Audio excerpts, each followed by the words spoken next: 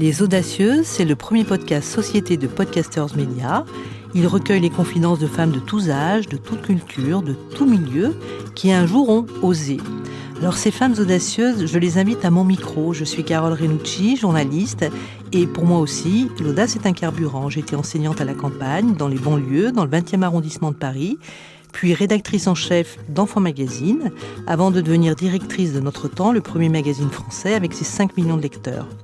Aujourd'hui, je dirige Podcasters Media, j'anime le podcast Les Audacieuses et je suis surtout très fière et très heureuse de vous retrouver tous les 15 jours pour une nouvelle vie et un nouveau défi. Bonjour Mélanie. Bonjour Carole. Je suis ravie de vous accueillir dans ce podcast Les Audacieuses. Vous avez un petit accent du sud-ouest, est-ce que je me trompe ? Exactement. Alors, J'arrive de Bordeaux. D'accord. Alors, racontez-nous, et puis après, on va rentrer dans le cœur de votre histoire. Mais d'abord, où avez-vous passé votre enfance ? Quel type de petite fille étiez-vous, de jeune fille ensuite ? Et quels étaient vos débuts de vie professionnelle ? D'accord. Alors, j'ai vécu mon enfance dans la région du sud-ouest, entre Blaye et Bourg, puis à Bordeaux, parce que mon papa était militaire, donc du coup, il est arrivé sur la région quand on était toute jeune. Je suis née en Bretagne. J'y suis restée très peu de temps. Après, j'ai vécu mon enfance plutôt dans un cadre familial, campagne, où la famille est très importante, où les choses de la vie, c'est souvent ramené à l'essentiel. La famille est une belle valeur du quotidien, donc j'ai passé beaucoup de temps avec mes cousins, mes cousines, on se retrouvait chez mes grands-parents. Après, avec le temps, c'est vrai qu'on s'éloigne forcément puisque, on va faire nos études à droite et à gauche. Donc moi, ça a été mon cas, je suis partie sur Bordeaux, suivre ma scolarité. J'ai toujours été garçon manqué. Je jouais au football, je me suis maquillée très tard. Voilà, donc ça, c'est un peu le trait de ma personne. Et pourtant, aujourd'hui, ça me plaît énormément, de me maquiller, de me mettre en robe, en talons et pourtant toute jeune, je détestais ça. Voilà, j'y trouvais aucun plaisir. Je suis plutôt une fille d'un tempérament, très, ouvert aux autres.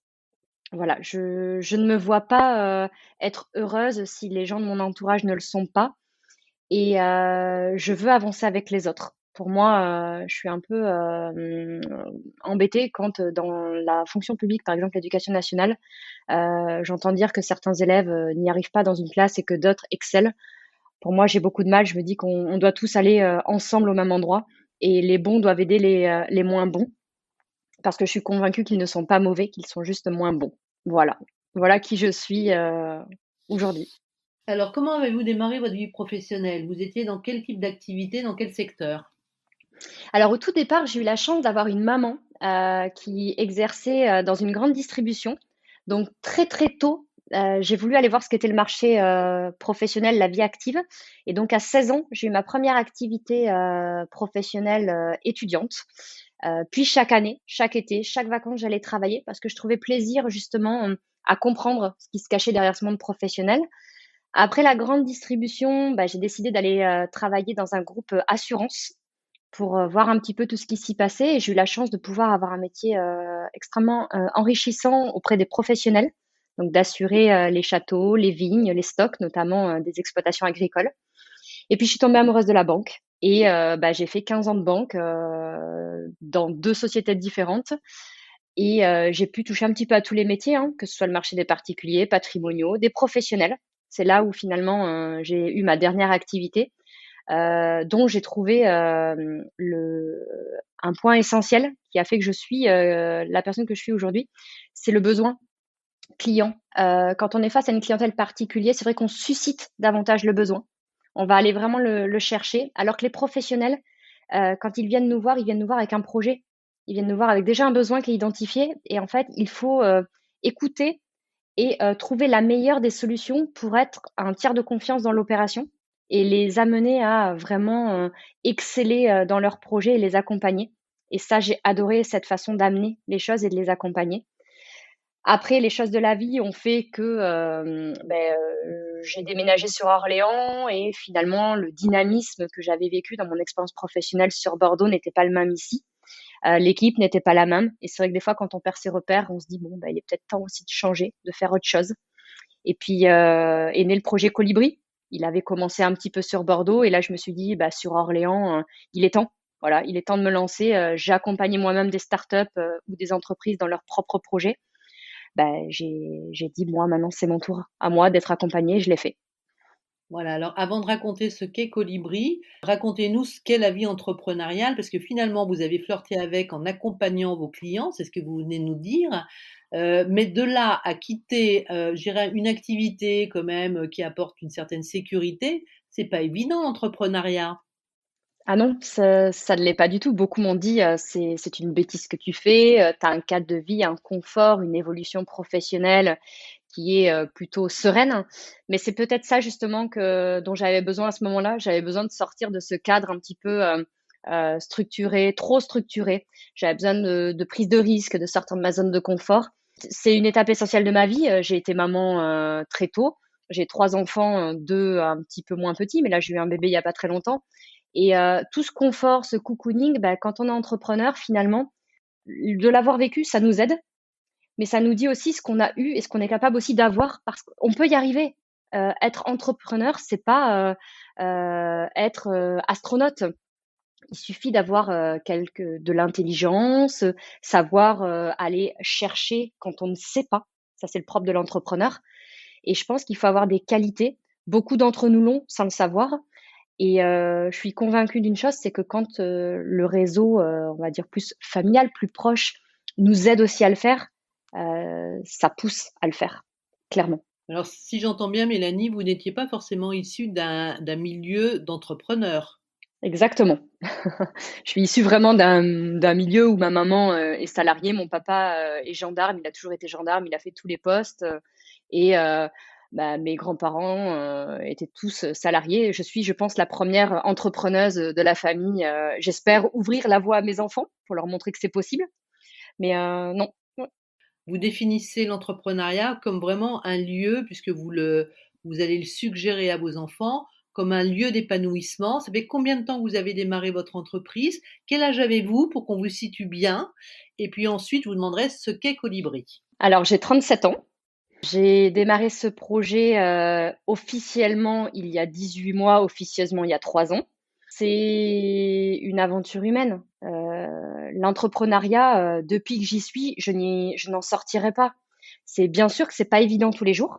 Faut être honnête, hein, c'est des portes qui se ferment, c'est de la frustration au quotidien, c'est des fois le soir quand on se couche, ben, on a plus, envie de baisser les bras qu'autre chose.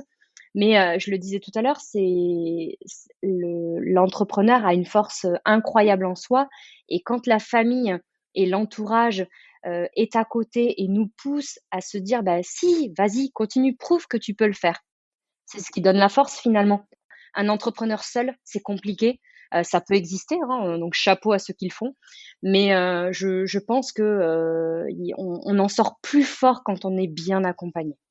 Juste une petite question, parce que je vous entends pas parler de votre mari ou de votre compagnon. Vous êtes seul ou bien ou Mmh. accompagné? Alors Vous je êtes comme suis accompagnée. J'ai la chance d'avoir, quelqu'un à mes côtés, qui, le soir, des fois quand il rentre, puisqu'il a une activité salariée, hein, quand il rentre, me demande si je vais bien.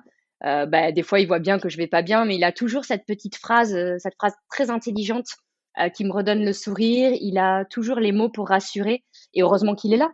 Parce que quand on renonce, à une activité de salarié, c'est qu'on renonce aussi à un salaire, tous les mois. Donc forcément, avec des enfants à charge, des charges, financières pour un ménage, c'est pas forcément évident, hein, c'est un choix de vie et ce choix de vie, il est encore plus apprécié et appréciable, quand il est validé de tous. Alors, on vous sent bien entourée, on vous sent aussi pleine d'énergie, vous êtes très convaincue, très convaincante également. Racontez-nous ce qu'a été le déclic. Qu'est-ce qui vous a donné de mener l'activité que vous menez aujourd'hui? Et puis, parlez-nous aussi de sa nature. Alors Colibri, est né, d'histoires très personnelles que moi j'ai vécues. Donc j'arrive de Bordeaux et quand, j'ai, été, faire des études supérieures, j'ai quitté le domicile, familial. Ça a été très compliqué. Très compliqué parce qu'il a fallu trouver un logement. C'est pas forcément évident. Il y a un loyer qui est rattaché à ce logement qui est souvent excessif pour un budget d'étudiant. Donc c'est souvent la famille, en fait, qui prend le relais et c'était très pesant vraiment pour moi, de devoir être attachée à cet aspect-là auprès de ma maman, parce que ma maman était seule à ce moment-là Et du coup, c'était une charge complémentaire pour elle. Donc, c'était une épée de Damoclès au-dessus de la tête pour se dire, je dois réussir mes études. Et malheureusement, mes études ne m'ont pas plu. Je suis rentrée dans une école de commerce. C'était pas fait pour moi. Donc, j'ai arrêté tout ça. J'avais heureusement trouvé mon appartement sur Bordeaux. Mais ce que je veux dire, c'est que cette situation de problématique de logement, je l'ai vécue. D'autres amis à moi l'ont vécu, Bordeaux ou pas Bordeaux d'ailleurs, et d'autres le vivront. Et ça concerne toutes les régions géographiques. Et quelques années après, malheureusement, mon grand-père est décédé et ma grand-mère s'est retrouvée seule dans une grande maison, puisque les générations qui sont avant nous faisaient souvent 6, voire 7, voire 8 enfants. Donc les maisons sont très grandes. Et du coup, elle s'est retrouvée seule dans cette grande maison. Et de fil en aiguille, on s'est rendu compte que la solitude devait arriver, que l'autonomie, malgré tout, même si elle était présente, ça commençait à diminuer. Et à ce moment-là, la solution naturelle qui s'est imposée à nous, c'est le départ en maison de retraite. Mais ça aussi, c'est ce que moi j'ai vécu et d'autres l'ont vécu et le vivront demain. Et un jour, j'ai mis sur le papier tous ces éléments-là et je me suis dit, quelle solution aujourd'hui peut répondre à ces problématiques qui touchent deux marchés différents? Donc les jeunes étudiants, et les moins jeunes, c'est-à-dire nos aînés, nos grands-parents. Et j'ai été m'intéresser à ce qui se passait à l'international, puisque je ne trouvais pas solution en France. Et je me suis rendu compte que le concept de cohabitation intergénérationnelle était extrêmement utilisé dans les pays Scandinavie, Pays-Bas, Allemagne, bien moins en France. Et j'ai regardé, ça marche. Il y avait des retours d'utilisateurs, des articles de presse qui mettaient bien en avant l'intérêt, les bienfaits. Et je me suis dit, aujourd'hui, on a tout intérêt à essayer de mettre en avant ce concept, sachant que tout le monde le dit haut et fort, on va avoir un enjeu extrêmement important face au vieillissement de la population d'ici quelques années où les vieux, comme on peut les appeler, sans préjugés, sans négativité, vont être nombreux et les EHPAD et maisons de retraite aujourd'hui n'auront pas de place suffisante pour tout le monde. Donc, il y avait vraiment quelque chose à faire. Voilà, il faut peut-être préciser, Mélanie, aussi que lorsqu'on interroge les personnes vieillissantes, les âgés, ils disent tous, enfin, en tout cas en grande majorité, souhaiter vieillir chez eux, à leur Oui, domicile. Donc, 80% d'entre eux. le système que vous allez nous raconter, parce qu'il a quelque chose de plus que ce qui existait déjà, puisqu'il existe des associations, notamment qui effectivement avaient pour vocation, ou ont pour vocation toujours, de rapprocher ces jeunes de ces personnes plus âgées et de leur proposer une chambre. Alors vous, il y a quelque chose en plus dans votre système, expliquez-nous. Le concept existe depuis plus de 30 ans en France, porté sur les dernières années, en tout cas, particulièrement par le tissu associatif, qui ont fait un très très bon travail puisqu'ils ont accompagné des seniors et des étudiants.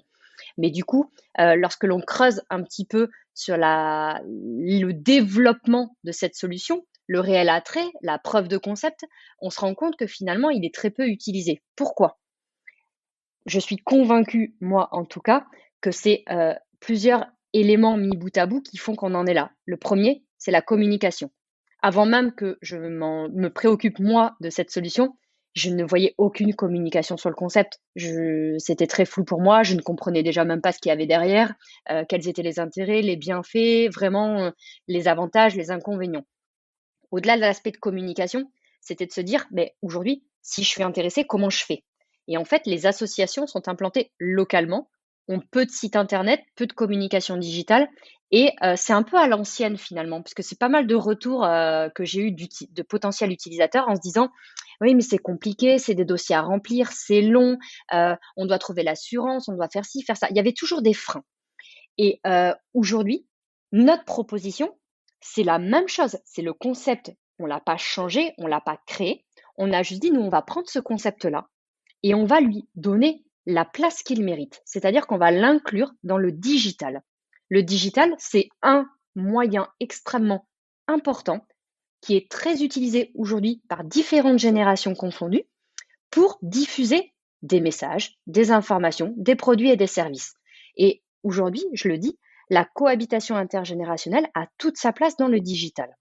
Mais encore faut-il proposer quelque chose de fluide, de pédagogique et de rassurant. Parce que le digital, on peut avoir peur, et la génération de nos grands-parents, qui n'est pas née avec un ordinateur, ils ont que quelques petites notions. Certains sont extrêmement agiles dessus, bien sûr. Mais il faut se dire que les gens peuvent en avoir peur, donc il faut rassurer. Et aujourd'hui, Colibri, c'est un parcours qui peut être 100% digital et qui est utilisé fortement par nos étudiants, mais c'est un parcours digital qui est accompagné. C'est-à-dire qu'une personne peut nous solliciter à tout instant avant d'aller sur le site, pendant qu'il va sur le site, lorsqu'il crée son profil, lorsqu'il est mis en relation, lorsqu'on lui fait le contrat, et même pendant la vie du contrat, et même au-delà. Ça, c'est possible à tout instant. Il y a un numéro de téléphone, il y a des mails, il y a une adresse postale, puisqu'on reçoit aussi des petits mots de nos utilisateurs par courrier. Donc, il faut donner du sens à ce concept dans le digital, en assumant pleinement que ce concept-là est utile pour le lien social et pour une solution immobilière alternative pour demain, dans un enjeu de mieux vivre ensemble et surtout de mieux vieillir. Et c'est ça qu'on essaie d'expliquer. Il y a 17 millions de seniors aujourd'hui, 2 millions d'étudiants. Demain, il y en aura 25 millions et plus de 4 millions d'étudiants. Même si on arrive à couvrir, allez, notre objectif, c'est 10 000 personnes à 3 ans, 10 000 utilisateurs. Il y a de quoi faire. On peut répondre à un besoin particulier et on le fait puisqu'on a créé plus d'une vingtaine de binômes. Ça s'est très bien passé. On a des retraités aujourd'hui qui viennent nous solliciter parce que le premier contrat est fini. Donc ça prouve que ça intéresse. Encore faut-il bien communiquer et c'est notre enjeu de demain. On a beaucoup d'étudiants qui sont sur des parcours alternance, grande école, école bien spécifique, technique, qui ont envie d'avoir un cadre de vie plus qualitatif parce que les chambres sont souvent beaucoup plus grandes et ont envie de cet esprit un peu cocooning familial pour se sentir mieux en fait et pas seul et pas dans le brouhaha justement. Donc on a vraiment deux catégories d'étudiants et ces étudiants-là en fait ont envie de se sentir aussi utiles. Et quand on leur demande finalement pourquoi vous choisissez la cohabitation intergénérationnelle, effectivement, il y a la dimension du prix qui intervient dans le processus parce que ce n'est pas négligeable, puisqu'on est entre 35 et 55% moins cher qu'une location classique. Faut avoir l'honnêteté de le dire.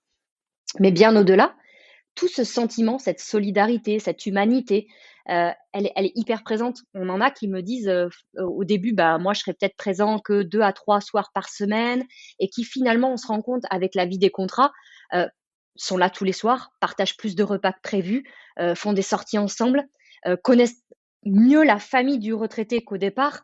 Donc finalement, on est vraiment créateur de liens entre les générations. Voilà. Vous avez démarré votre activité, je dirais malgré vous, hein, en période de pandémie, juste avant, finalement. Est-ce que ça vous donne des indications sur ce qui se passera après, quand on sera revenu sur une période, je dirais plus normale, plus classique?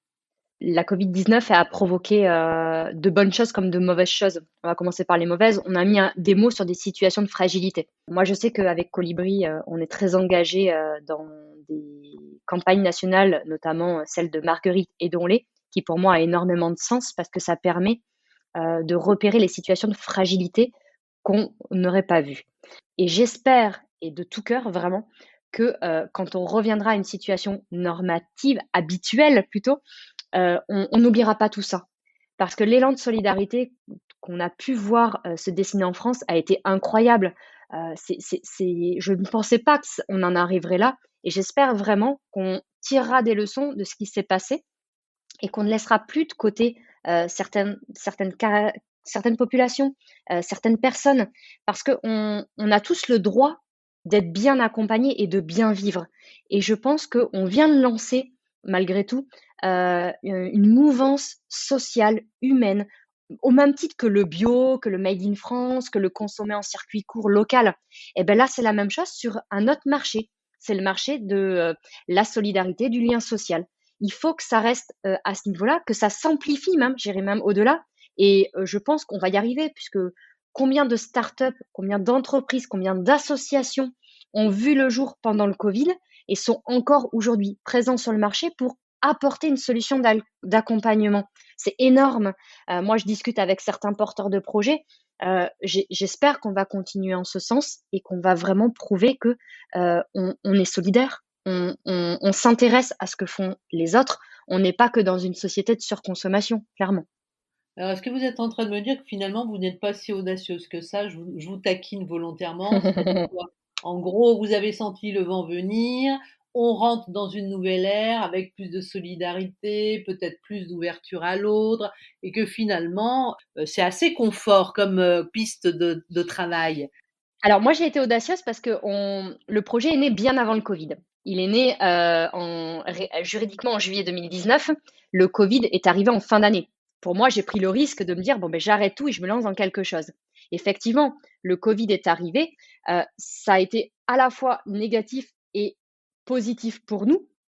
Négatif parce que ça nous a clairement stoppé net dans notre lancement et dans notre mise en relation effective entre nos binômes qu'on avait identifiés. Mais ça a été, si vous voulez, optimiste dans le sens où on a enfin pu mettre des mots sur des situations et construire, et je dirais même co-construire avec des entreprises de taille et de marché différents qui ne se préoccupaient pas de ça, des solutions. Si Colibri, 18 mois après, est avec vous en ce moment en train de parler, c'est parce que derrière, il y a eu de la co-construction, il y a eu de l'échange, il y a des gens qui nous ont dit: «Si, tenez bon, il faut le faire, il faut continuer à le faire». Il y a des gens qui sont venus utiliser notre service, il y a des gens qui sont venus nous challenger. Dernièrement, j'ai eu la chance de pouvoir présenter Colibri à des investisseurs, même si effectivement la situation n'est pas favorable pour lever des fonds pour l'instant parce que le Covid s'installe malheureusement, c'est clairement la situation. Je ne dis pas que demain, les choses n'évolueront pas positivement, mais être audacieuse, c'est de savoir se dire, on le fait maintenant. On n'attend pas que justement la situation arrive. J'ai l'audace d'avoir créé, je pense, un nouveau marché. Je dis bien attention, je n'ai pas créé le concept, mais c'est un nouveau marché qu'on a amené dans le digital puisque des concurrents sont arrivés après nous.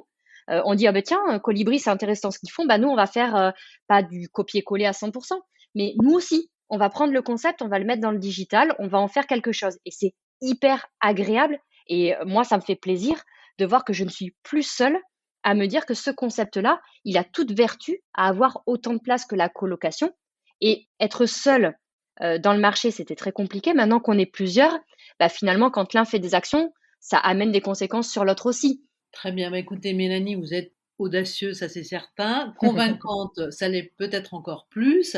Je suis certaine que votre affaire va être rondement menée et va aboutir. Vous êtes pleine de vie, bravo, merci beaucoup Mélanie. Merci beaucoup à vous.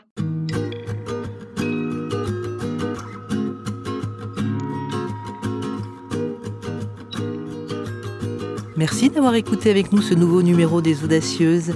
J'espère que vous avez passé un bon moment et que je vous retrouverai dans 15 jours pour une nouvelle vie et un nouveau défi. N'hésitez pas à vous abonner et même à nous mettre 5 étoiles sur votre plateforme d'écoute préférée. Vous pouvez aussi découvrir ou redécouvrir toutes nos Audacieuses, disponibles sur toutes les plateformes d'écoute de podcast et sur celle de podcastersmedia.com.